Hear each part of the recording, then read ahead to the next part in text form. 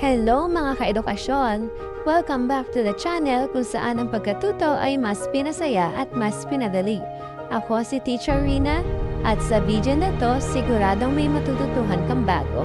Kaya kung ready ka nang maging mas matalino at mas maging ganado sa aralin, simulan na natin.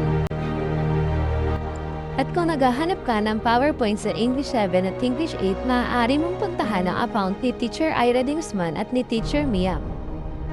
Sa bawat pasyang ating ginagawa, mahalagang isaalang-alang ang ating mga pagpapahalaga at bertud. Ang mga pagpapahalaga tulad ng respeto, katapatan at malasakit ay nagsisilbing gabay sa ating pagkilos at pakikitungo sa iba. Samantalang ang mga bertud gaya ng kababaang loob, katarungan at katapangan ay nagpapakita ng ating kagandahang loob bilang tao. Kung may tamang pagpapahalaga at bertud, mas nagiging makatao ang ating desisyon at mas maayos ang ating pakikipagkapwa. Sa ganitong paraan, hindi lang tayo nakadagawa ng tama, kundi nakabubuo rin tayo ng mas makataong lipunan. Kapag sinabi nating pagpapahalaga o values, ang ibig sabihin nito ay gabayan ang isip sa pagpili ng tama. At kapag sinabi naman nating virtue o virtud, ito ay ugaling nagpapakita ng moralidad at kabutihan.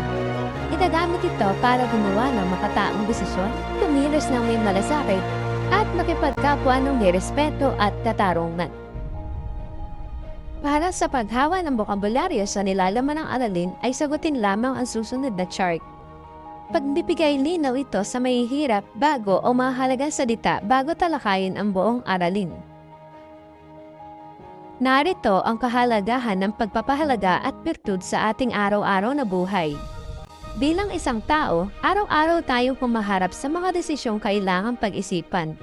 Dito pumapasok ang kahalagahan ng pagpapahalaga at bertud. Ang mga pagpapahalaga ay ang mga bagay na mahalaga sa atin, tulad ng katapatan, respeto at pagmamahal. Ang bertud naman ay ang mabubuting ugali tulad ng kababaang loob, disiplina at malasakit. Kapag alam natin ang tama at may mabuting puso, mas madali tayong makapagpapasya ng maayos. Ang kilos natin ay nagiging responsable at makatao. Sa pakikipagkapwa, natututo tayong makinig, umunawa at tumulong. Hindi dahil kailangan, kundi dahil ito ang tama. Tandaan, ang mabuting pagpapasya at pagkilos ay nagsisimula sa mabuting puso. At ang mabuting puso ay lumalago sa pamamagitan ng tamang pagpapahalaga at bertud. Kaya simula ngayon, piliin natin maging mabuti, hindi lang para sa sarili, kundi para rin sa iba. Kagaya na lamang ng halimbawa ng babasahin natin ngayon na may pamagat na iba ka. Ang katapatan ay mahalaga kahit sa maliit na bagay. Kahit walang nakakakita, ang paggawa ng tama ay nagpapakita ng matibay na karakter at kabutihang asal.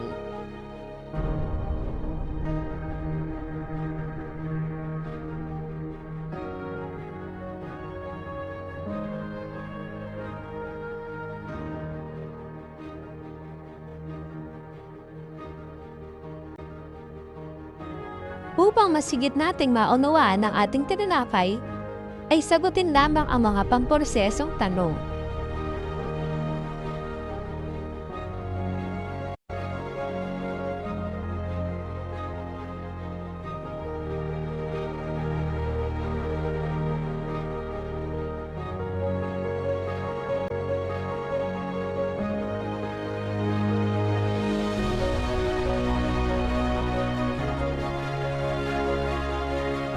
Ano nga ba ang dapat kong gawin?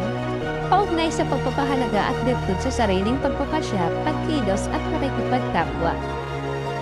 Mga dapat gawing kaugnay ng pagpapahalaga at bertud. Una, kilalanin ang sarili mong pagpapahalaga.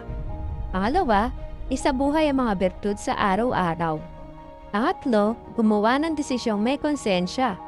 Pang-apat, makipagkapwa ng may malasakit at respeto. Panglima, magsilbing mabuting halimbawa. Laging tandaan, ang pagpapahalaga ang nagtuturo kung ano ang tama, habang ang bertud ang magpapakita kung paano ito isasabuhay. Ang pagsasabuhay ay ang aktwal na paggawa o pagsasagawa ng tama, batay sa ating pinaniniwala ang pagpapahalaga at bertud. Hindi lang ito iniisip o sinasabi. Isinasaayos natin ang ating kilos at desisyon ayon sa mabuting asal at tamang prinsipyo. Paano ito isinasabuhay? Sa pagpapasya gamit ang konsensya. Pag-isipan ng epekto sa iba. Sa pagkilos, ipakita ang bertud sa gawain. Maging responsable at tapat. Sa pakikipagkapwa, igalang ang kapwa kahit iba ang paniniwala. Tumulong ng bukal sa kalooban. Sa pamamagitan ng pagpapahalaga at bertud, nagagawa nating magpasya ng tama, kumilos ng makatao, at makitungo sa kapwa ng may malasakit at respeto. Ito ang susi sa pagiging mabuting tao at mamamayan. Tunay na ang pagiging huwaran ay hindi nangangailangan ng yaman pangkatangyagan, kundi ng pusong tapat, ugaling marangal, at gawaing makatao. Isa siyang patunay na ang bertud at pagpapahalaga ay dapat isabuhay araw-araw. Upang mas higit natin itong maunawaan ay sagutin lamang ang mga sumusunod na katanungan.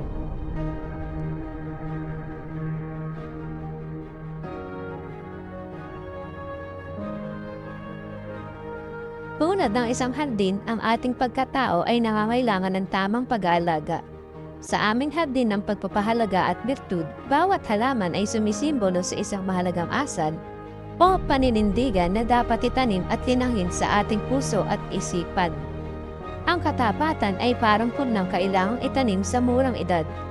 Ang respeto ay tila araw na nagbibigay liwanag sa ating pakikipagkapwa. Ang disiplina ay parang tubig, araw-araw kailangan upang lumago ang ating pagkatao. Ang malasakit ay bulaklak na nagbibigay kulay at ganda sa ating samahan. At ang kababaang loob ay ugat na nagpapalalim sa ating pagkatao. Sa pamamagitan ng pagsasabuhay ng mga pagpapahalagang ito, tayo ay nagiging mabuting anak, kaibigan at mamamayan. At sa pag-aalaga natin sa hardin ng ating pagkatao, tayo ay nagiging inspirasyon sa iba.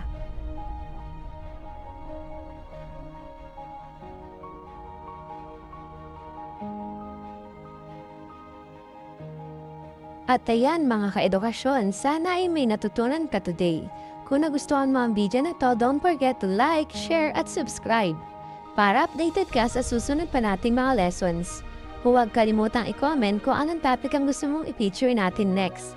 Hanggang sa muli, aral ang mga aral dahil ang edukasyon ay kayamanang walang hanggan. Please like, subscribe, and mag-comment na rin kayo. Bye-bye!